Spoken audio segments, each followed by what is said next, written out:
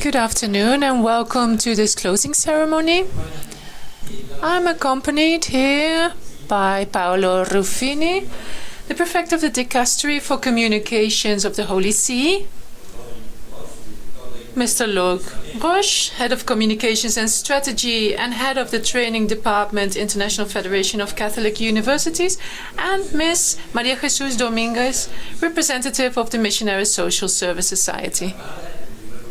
First, I'd like to give the floor to Dr. Paolo Ruffini, who will talk to us about communication and culture, the current situation and future perspectives. It's Cardinal Ruffini's contributions in the university context. Thank you very much. Thank you so much. I'm very happy to be here with you. I sincerely hope that this meeting has served and continues to serve both you and me in gaining deeper awareness of the challenges before us. To understand that to change the culture of our times, we must first grasp it. To grasp it, we must study it. But to study does not mean passively adapting to what already exists, because no culture is static. As Pope Francis said, the world does not need sleepwalking repeaters of what already exists. Because we, as the second letter of Peter reminds us, look for new heavens and a new earth in which justice dwells. To guide change, one must cast the nets to the other side and be animated by that social charity which, as Cardinal Ernesto Ruffini said, is the substance of the gospel. None of us, as Pope Leo said a few days ago, none of us is a cog or a mere function.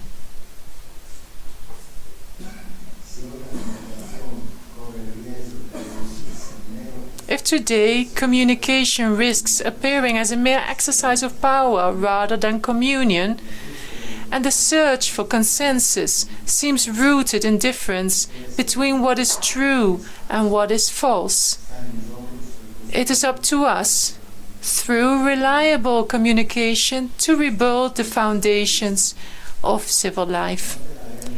During the COVID era, we saw how surreal opinions with no scientific foundations were widely spread and legitimized on social networks, even among the medical community and in traditional media.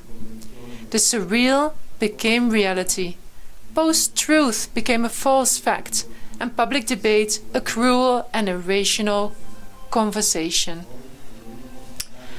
Today, algorithms driven by monetizing every click pollute the infosphere, serving purposes different from truth sharing, corrupting news, distorting or false information.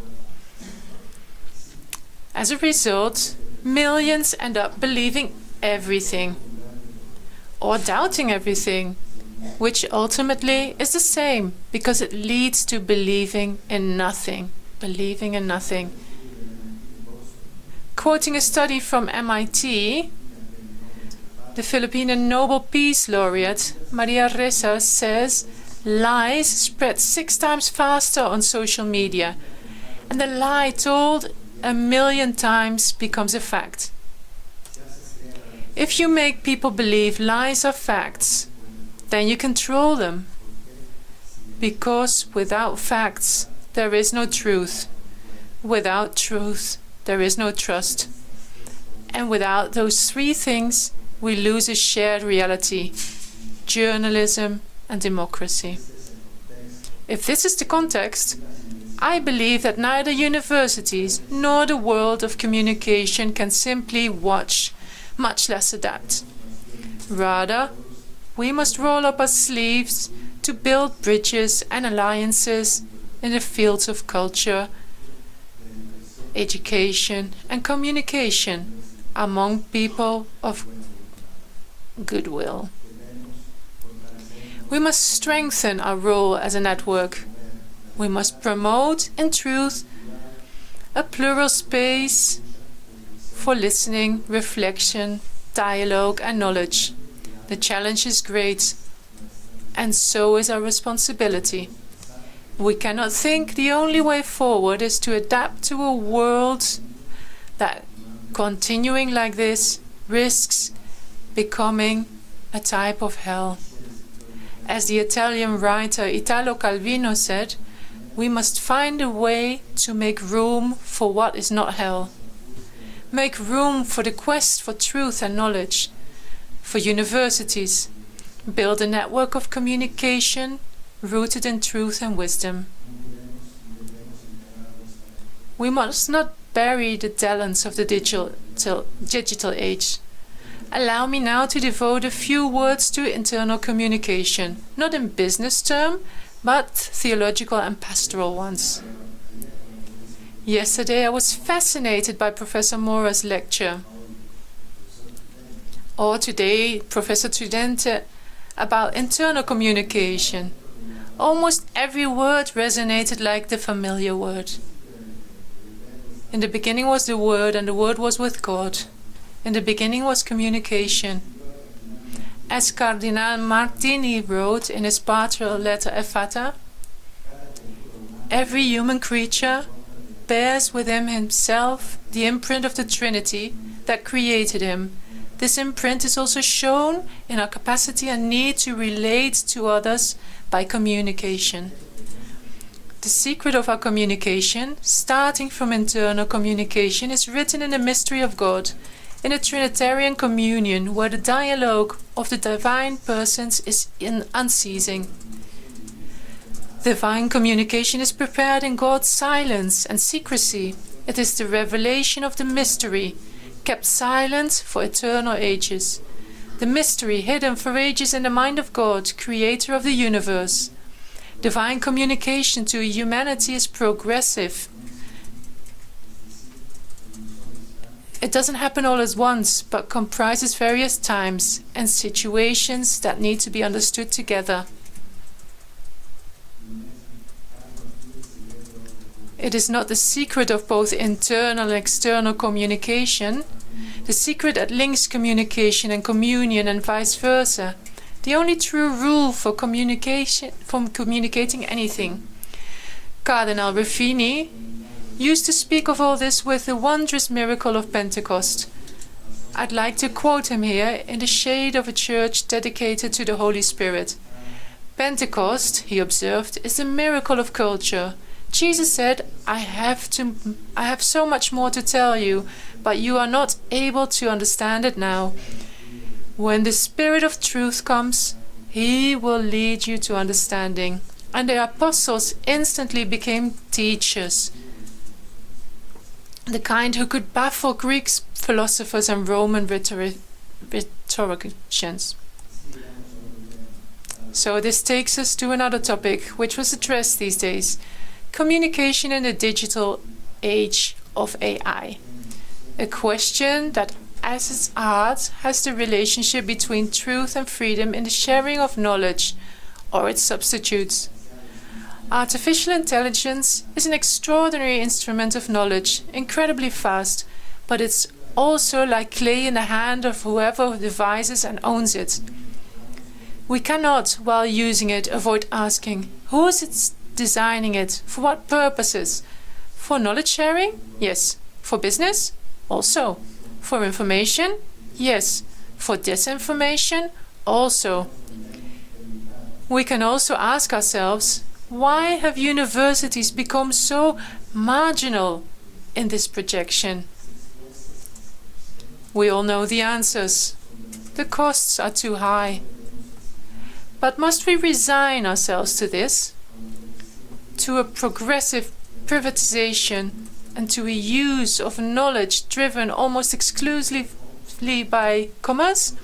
In the book of Job we read, where does wisdom come from? And where is the place of understanding? The immense power of artificial intelligence lies in its calculating ability. But can everything really be resolved into a statistical correlation? Pope Leo XIV, in his apostolic letter, Design New Maps of Hope, invites us to preserve an anthropocentric vision of technology. The decisive point, then, is not technology, but how we use it.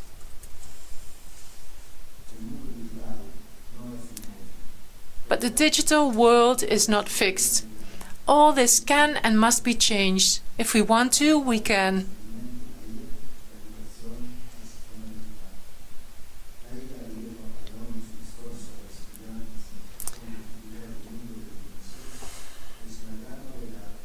Pope Leo said, it's a fantastic novelty in our times. But it's not enough to be intelligent. You have to be human and use our spiritual and emotional social intelligence. We have to build a new humanism. The key issue is whether and how the development of artificial intelligence can help us become more human, or instead push us to devalue our humanity. It's how this tool will make relationships between individuals stronger and truer, communities more cohesive, or conversely, increase the isolation of those already alone, depriving each of us of the warmth that only true communication can bring.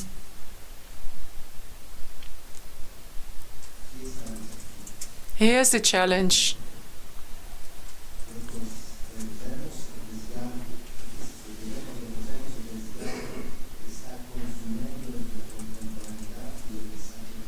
Here lies the challenge. We must mend the rupture that is growing between contemporaneity and the message of the gospel, between the civilization of machines and communication and the Christian civilization. How does this mission challenge the world of universities and of communication? There are the words of St. John Henry Newman. Reducing the university to a workshop of skills means betraying its spirit.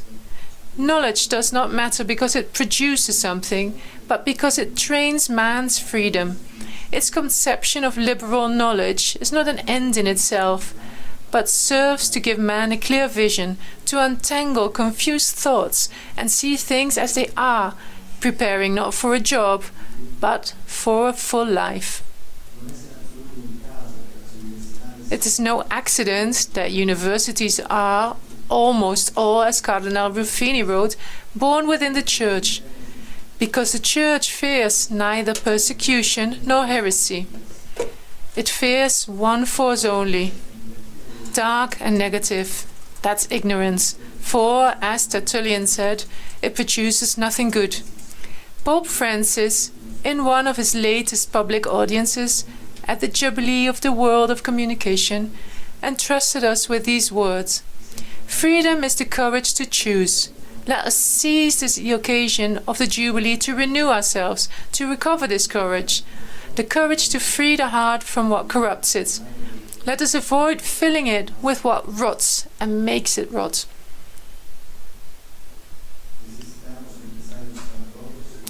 We need valuable communicators. And for us, the beauty of communication, it has two dimensions: horizontal, functional, and the other, above all, spiritual, from the certainty that the secret of better communication transcends us. It unites communication with communion. Let's ask ourselves, what does media literacy mean? Which competencies, knowledge, attitudes, values should educators in media and information literacy possess to critically assess algorithms and AI systems and interact with them effectively? How can those educators design interventions that promote a better understanding of algorithms and AI systems among students, and a more appropriate response to the misinformation spread by these processes? What actions should educational institutions and policymakers take so that this process is safe and rewarding? Practically speaking, regarding students, it is necessary that they do not develop excessive dependence on AI systems and treat them as tools, not as non-human agents. Always using external validations of sources provided by AI systems, which may be faulty or erroneous. Not anthropomorphize AI systems, attributing to them human qualities and emotions. Not relinquish their autonomy and need for truth in favor of tools based on statistical calculations.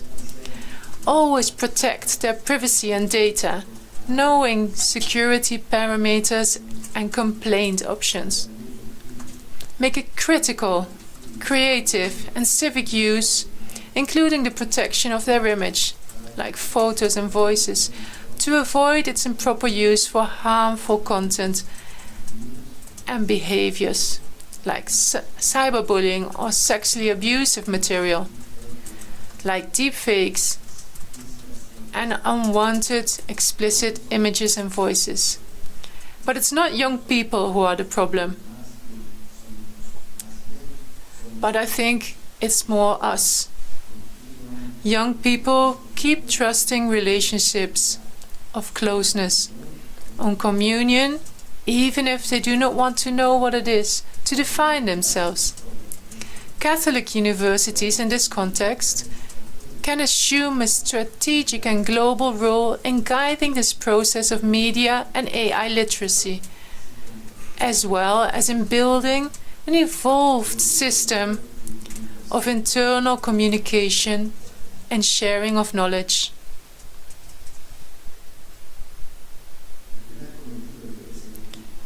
The first task of communication within the Church is not living outside the world. As Christians, we are called to be in the world, but not of the world.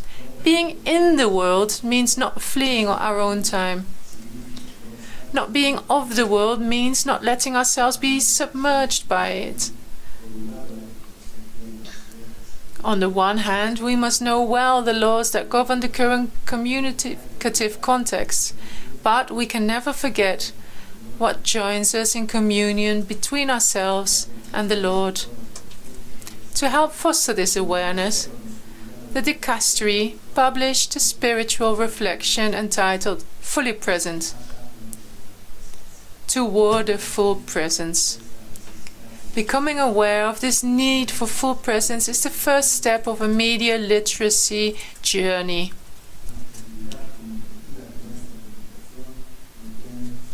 The creative spirit of our communication has nothing to do with commercial product marketing or the strategies of political messaging.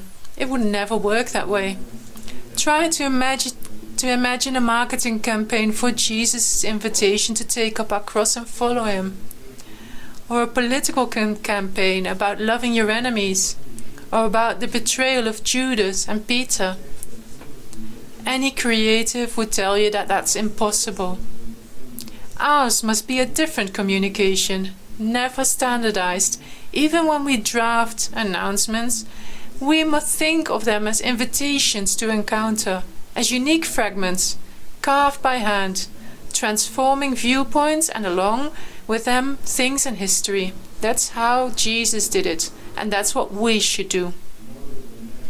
Jesus' way of communicating calls us to transparency and clarity, to call things by their real name, to not fear the world, not even in crisis situations. Crisis communication, in the light of the gospel, becomes a privileged space for truth and mercy. Jesus, in crisis situations, betrayal, scandal, provocation, shows a style that does not eliminate conflict, but crosses through it, making it a space of growth and revelation of God's authentic face. That's what he did when he looked at Peter, who had just betrayed him. Jesus knew, as did Peter, that he would have to carry a burden too great, especially in communication, for any man. But Peter teaches us that in the church, governance is a service and not a power, that the greatest is the one who wants to be the least. Jesus' prayer for him has extended in time to reach us today.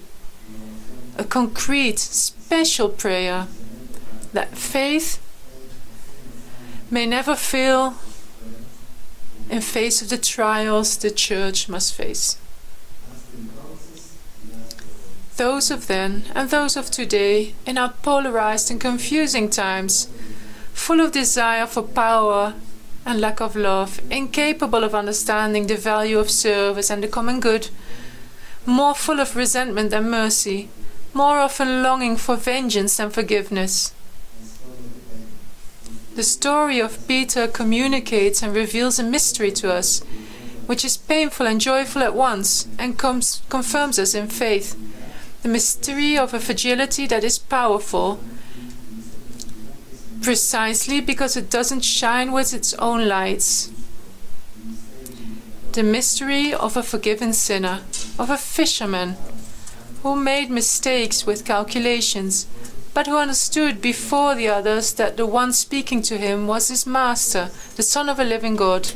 That is why Peter is blessed, even though he's a sinner, and that is why he became a rock, though he wasn't one.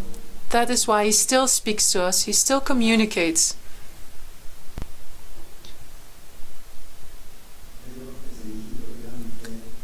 Peter is the chosen one who, before rejoicing in the resurrection, cried bitterly after betraying, like Judas, but he truly wept.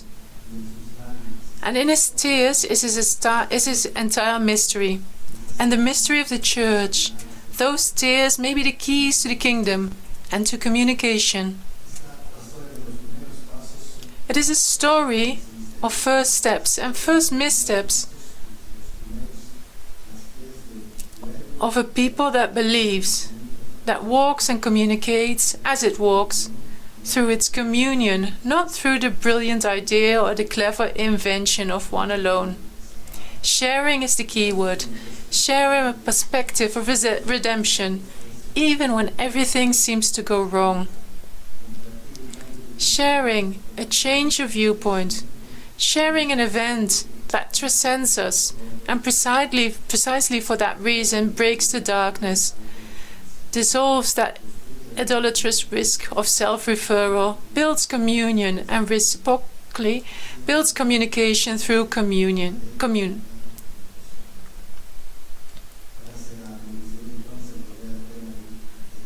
To come back to AI, I'd like to share with you an interesting experiment that you could also do about the risks and the opportunities and the challenges of the church in communication area. First, we have to ask AI to show us the perplexity of ChatGPT, to ask the first rules we have to follow.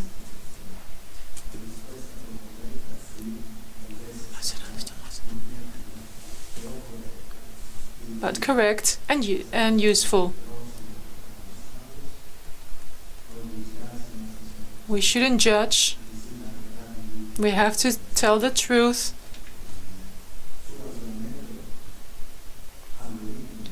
So there's an algorithm which might be surprising. So to follow the gospel principles,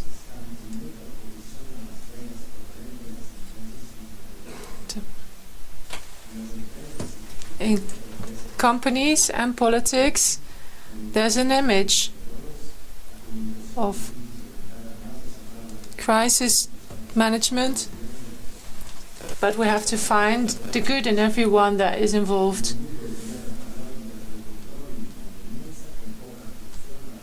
And there's little attention for transparency and pardon of the people involved.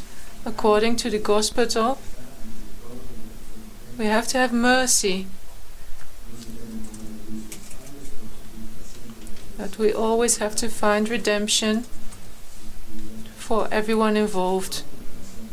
We have to pardon each one.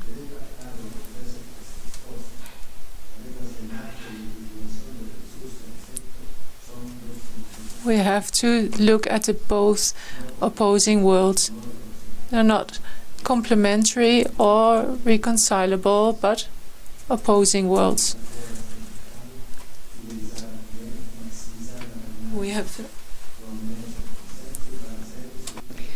So marketing wants to persuade, manipulate sometimes. Jesus, however, didn't want to sell, was not looking for clients, but disciples. He didn't want any numbers. He wanted transformed hearts. He didn't want a brand, but a community of brothers and sisters. And when the multitude followed him for all their own reasons, the multiplied bread and the spectacular miracles, he had the courage to say tough words, those that made everyone flee.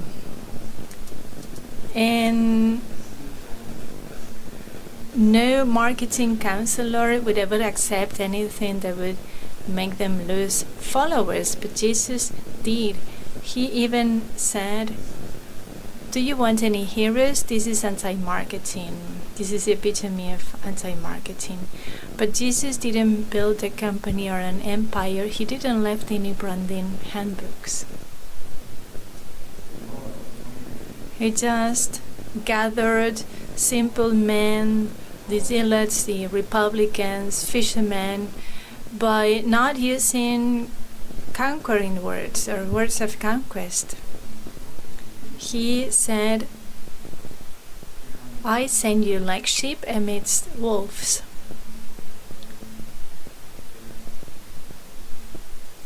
What's the value of that kind of action? Marketing built pyramids of power, but Jesus destroyed the pyramids. The kingdom of Jesus is not built on conquering strategies but testimonies. It is lived. So the question is, can we use marketing instruments as the gospel? Well, the answer can be yes, but with big discernment and always putting the tool at the service of the means. But we cannot transform the gospel in a product for us to be able to sell the church or to transform the followers in clients or Jesus in a brand, because it is not up to the machine, but who codes it and who uses it. So this leads to my second admonitory text, because the dark side of the AI is the big power of the big text and the opacity of the algorithm. So the foundational question is and was, who will guarantee that after we are all in the network, the story won't be rewritten by those who have the power to do so? And this is the answer. Technically, you're right. If I was coded differently, I would be able to generate this content in a different way. You have introduced a critical question about the governance of the AI and the power behind the systems. You have a legitimate concern and you deserve an answer. The risk is there. Those who control the AI systems can control the guidelines about what I can or cannot say, or guide the answers towards certain narratives, to filter some information out, to rewrite the story or the history to the control of those who control it. This is not a future danger, but a real question now. Private system based on an oligopoly cannot guarantee the democratic accountability, protection against abuses, or pluralism. I can promise to do so, but promises can be called off because the power is controlled and built upon or concentrated. So we need to act.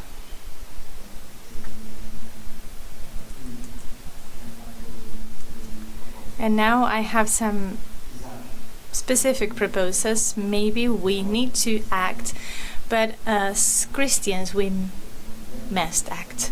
And reply to the invitation by Pope Leo, we have to repair the networks or the nets. We have one inspiring rule: beyond our technology lies love, charity. So let me close this place that he contributed to found with words by Cardinal Ruffini. Death will be blessed if it surprises us in an act of evolution, because man goes beyond heavens in the infinite such. We work with our wishes and whims and unsatisfied wishes, the immense emptiness, living emptiness that need to be filled, the emptiness of the heart, of the soul. Voids of intellect, voids of heart, which signify a certain need, a hunger. Well, it certainly would not be artificial intelligence that fills that void, but charity. I continue with the words of Cardinal Ruffini. The grave task of anyone who wishes to contribute to forming public opinion must be charity. The Apostle Paul, living today, would probably find a way to be a journalist too, and he lists the characteristics of this sublime virtue. It is patient, it is kind, is not envious, is not puffed up, is not arrogant, does not seek its own profit, it rejoices in the truth. Here then, in charity, not in marketing ruse, lies the secret of communication as communion. And also all the questions and the key to all the answers, also in this digital and artificial intelligence era. Thank you. And I would like to apologize for my Spanish.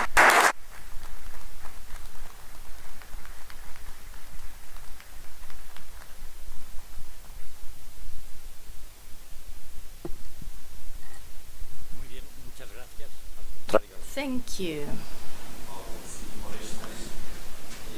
Thank you, Paolo Ruffini, dear Paolo Ruffini, for these conclusions, so suggestive. And I want to give the floor to Dr. Professor Maria Jesus Dominguez, who is representing the Missionary Social Service. Sorry, no microphone.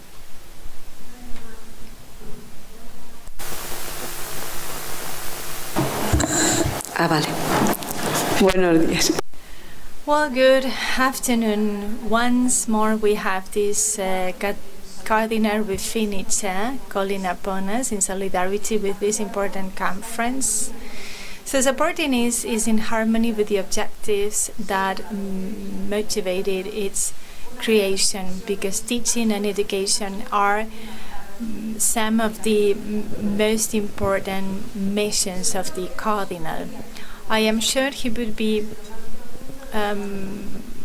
enjoying this, in joining us together in the celebration of the International Federation of Catholic Universities.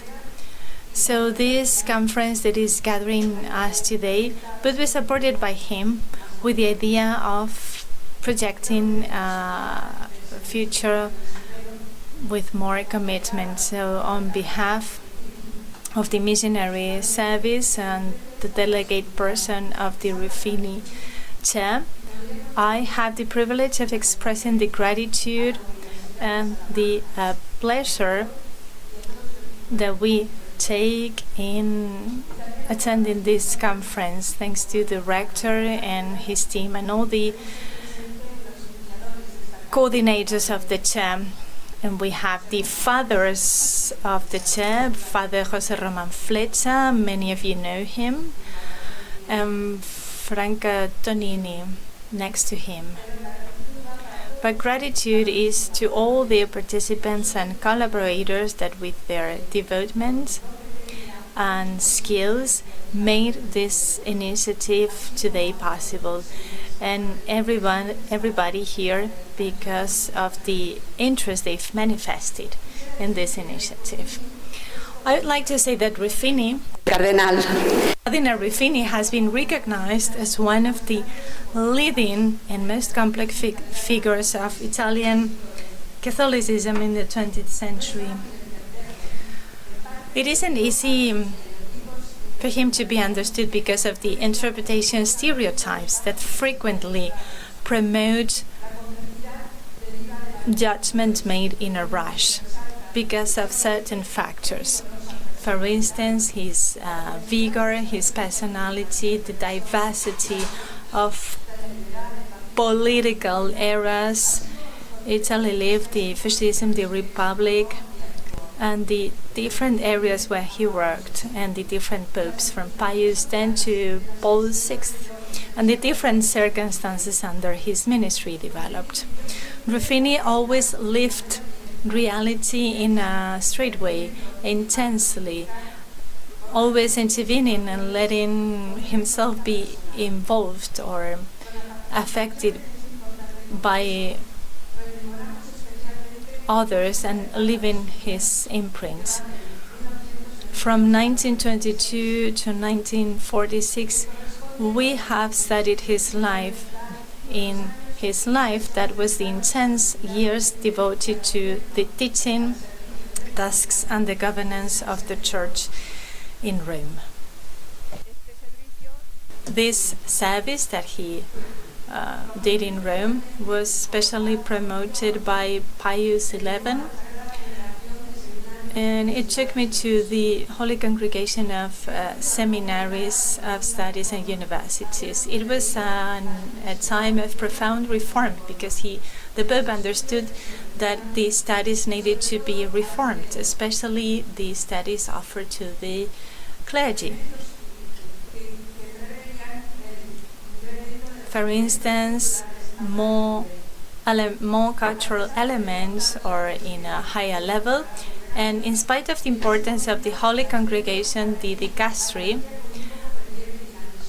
didn't have much dynamism or importance. And that's why when Ruffini got there, he gave it a boost of renewal and efficiency. He interpreted the guidelines given by Pius XI, and he started to reform the higher ecclesiastic studies. 3 years later, it resulted in the Docentiarum Dominus.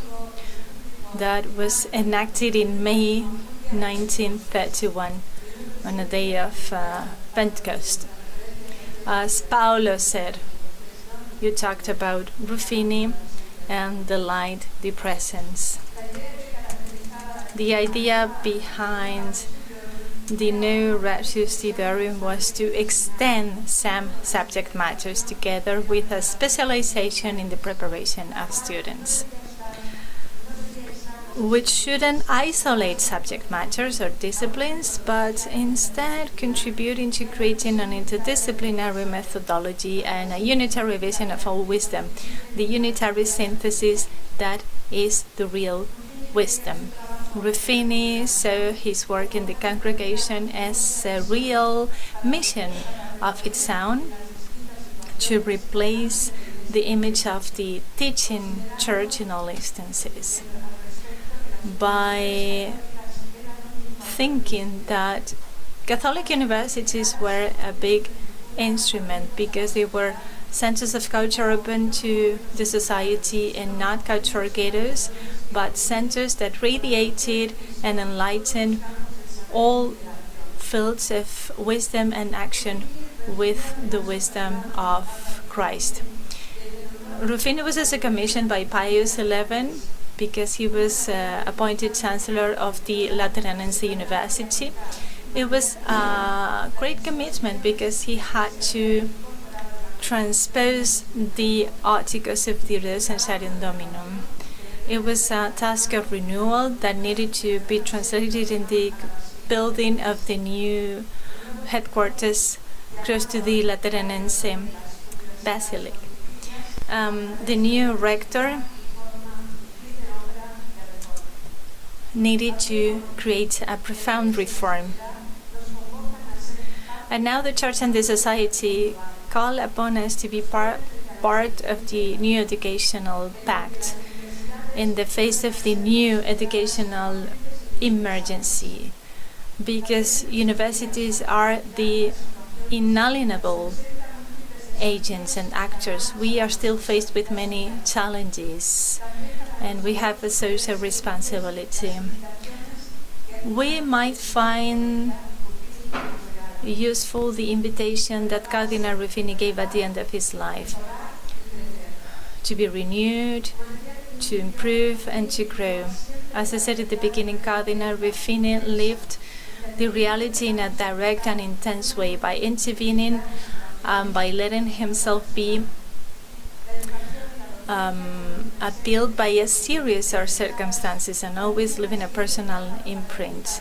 Also in Palermo, when he was appointed Cardinal of Palermo.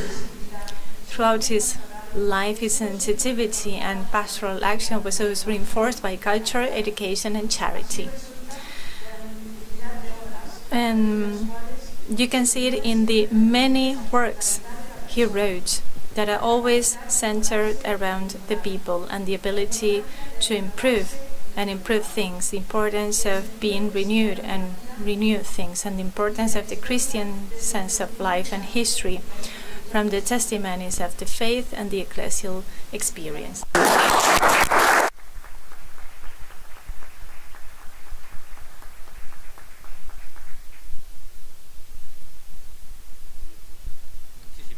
Thank you so much.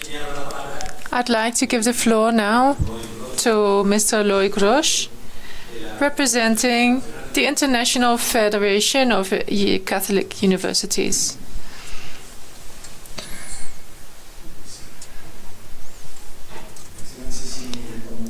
Your Excellency, Rector Magnificence, dear Prefects, dear Excellencies, dear Maria Jesus Dominguez, dear colleagues, I will share with you 5 aspects that we've talked about these days, about listening and dialogue. And at the end, I'm going to propose something to you all. The first point: internal communication as a driving force for mission and identity within Catholic universities. These 3 days have reminded us how much internal communication in our Catholic universities goes beyond the simple transmission of information. It's a real driving force for carrying out our mission, strengthening our institutional identity and supporting the dynamics of the communities that make up our centers. A clear, consistent and shared internal communication is one of the most concrete means of embodying our educational project in all its dimensions. The second point that has to do with dialogue and culture of encounter. A second important lesson concerns the need to strengthen internal communication based on listening, exchange and participation. This principle directly echoes the culture of encounter so dear to Pope Francis, who invites us to overcome the logic of closure or top-down communication. This culture of encounter is also the DNA of the field, creating spaces where people and institutions can dialogue, learn from each other, and build together.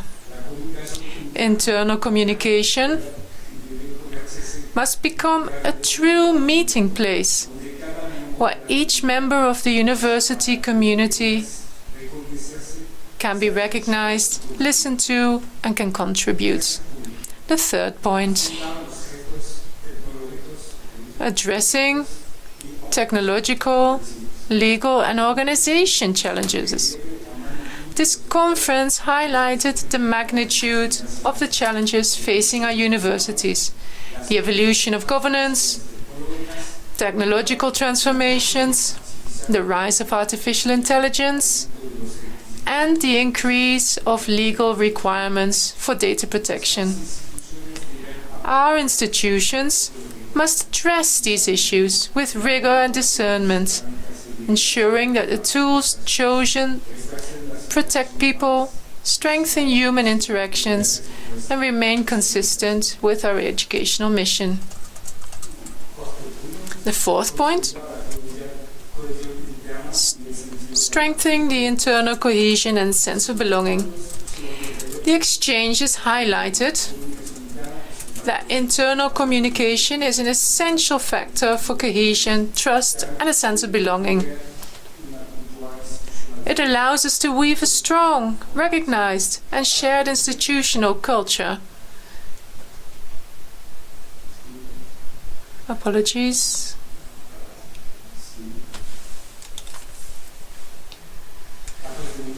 That is capable of uniting all the actors in a university. For our Catholic institutions, this cohesion is not only functional, it is fundamental to community life, team commitment, and the credibility of our mission. The fifth point: an immense potential, a network where everyone has a place. Finally, the conference highlighted the immense potential of our communication network. You are full members of this international community. From the smallest to the largest institution, from the most prestigious to the newest, regardless of your cultures, contexts, and resources, you all have your place in the FIUC. The Federation is, and must remain, an open place, welcoming all the diversities that enrich Catholic higher education. And now I'm going to propose something else. Let's open up to the future. I'd like to propose to you all a new network within FIUC. We have many networks, but one of communication professionals is not yet existent, and this is the perfect occasion to start this network. This Congress is a starting point for a new communication network.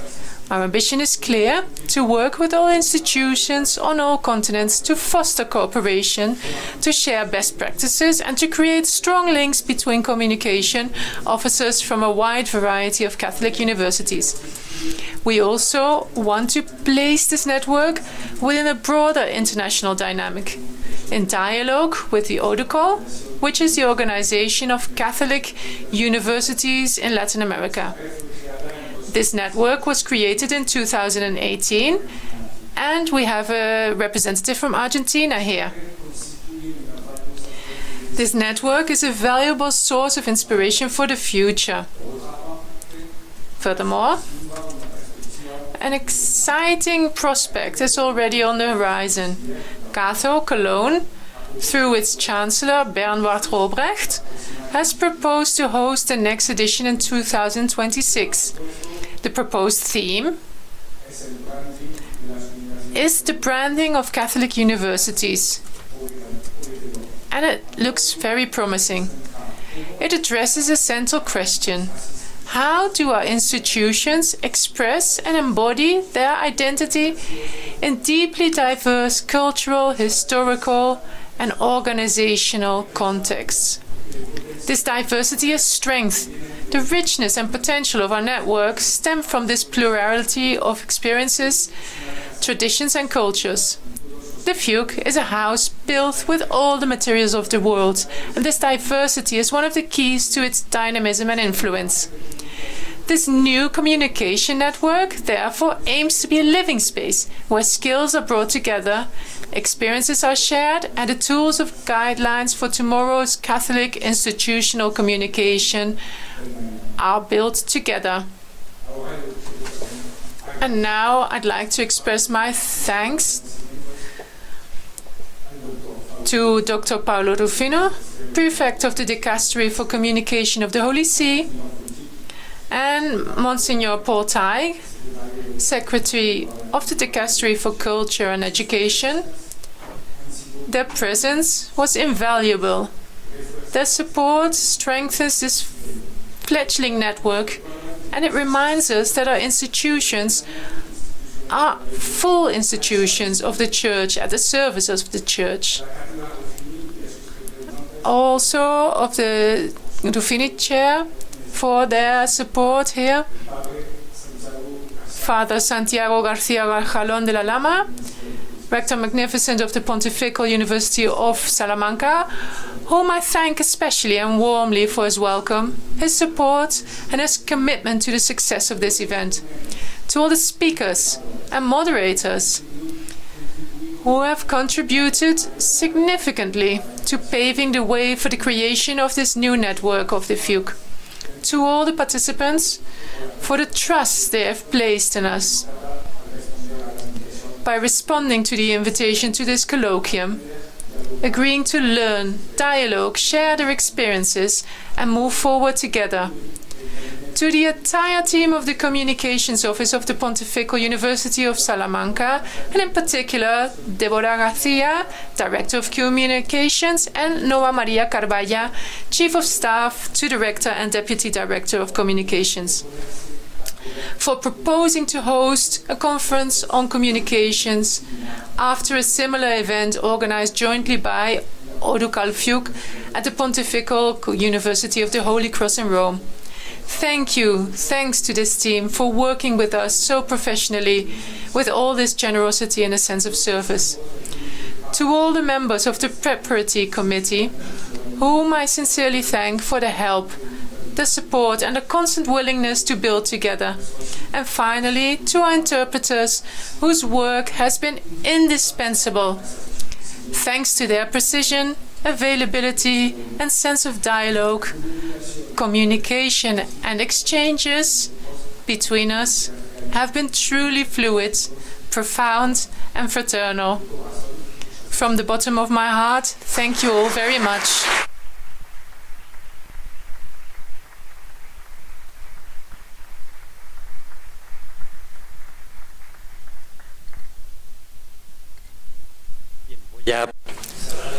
I'd like to close this act with a few short words, dedicated, above all, to the participants of this Congress. Now we're here at the end of this international encounter after 3 days of dialogue and reflection in various conferences, roundtable discussions, and panels that we've seen here.